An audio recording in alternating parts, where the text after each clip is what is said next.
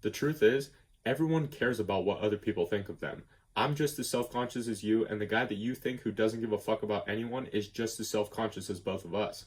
But the biggest question I get is how do I take the leap of faith and start doing what I want to do, regardless of what other people think? And I'll tell you, it's as simple as this: your hunger, your desire to be somebody on this planet needs to, at some point, exceed your level of self consciousness. It needs to be physically and mentally too much for you to sit there and watch yourself waste another day, day after day, not working towards your dreams and not working towards what you know that you're meant to do because of what the next guy has to say. But everyone has dreams, right? And everyone says that they want it so bad.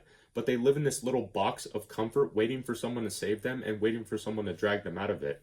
But the harsh reality is, everything in your life is all on you. No one is going to drag you to the gym and lift the weights for you. No one is going to drag you through the work that it takes to make the money that you want for you. No one is going to talk to that girl and get that wife for you or that girlfriend for you. Change does not come unless you make the change. And you have to ask yourself, at what point does being mediocre every single day, just like every single one of your family members that came before you, eat away at you from the inside out? Because you have a future family to support. You have a positive impact to leave on this world, and you have a name to make for yourself. But there's no magic trick where you're just going to wake up one day and all of a sudden not give a fuck about what other people have to say about you.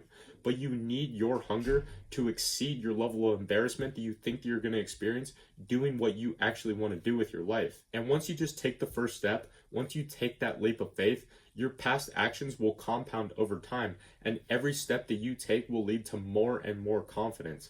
Because every day that you make progress, every day that you get 1% better, that's what David Goggins calls the cookie jar. Every time that you do something that you don't want to do, every time you accomplish something, every time you make progress, you add a cookie to that jar. So that when you have those days that suck or you're feeling down on yourself mentally, you can go back into the cookie jar, reach in there and pull out an example of your past actions where you've done it before, which will give you proof that you can do it again because you've done it in the past. But if you're like I was and your cookie jar is completely empty and you have no past accomplishments to lift yourself up on those days that suck, you need to just go out and start today. Go to the gym even though you don't want to. Study even though you don't want to. Resist the temptations of eating the junk food even though you want to eat the junk food. Read 10 pages of a book even though it's boring as fuck. Because all you need is a couple of cookies until you can become unstoppable.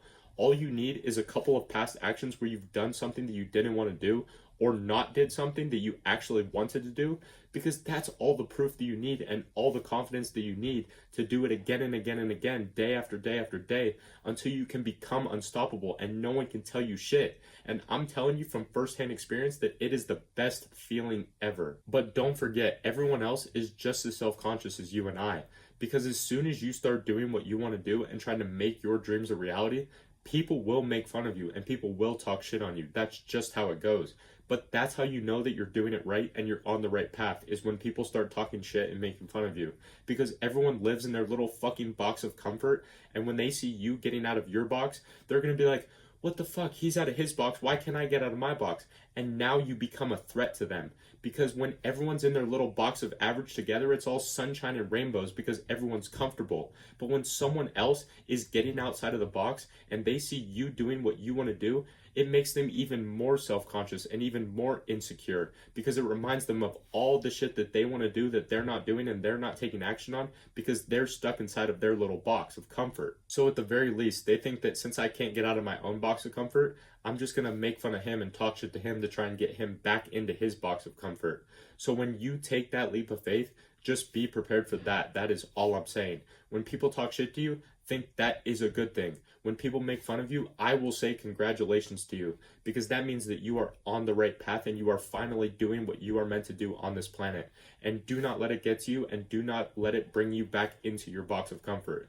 Because one of the most powerful quotes that I have ever read before was that hate will never come from above, which means that hate will never come from someone doing better than you. Because those people that make fun of you and those people that talk shit to you are just the people that are too scared to take their own leap of faith. And remember that everyone else is just as self-conscious as you and I. But you have to ask yourself, at what level does your hunger to be something in this life exceed the opinions of what other people are going to think when you finally take that leap of faith and do what you know that you're meant to do on this planet? But thank you for watching. Make sure you claim all of your free shit in the description before you go, and I will see you tomorrow, my friend.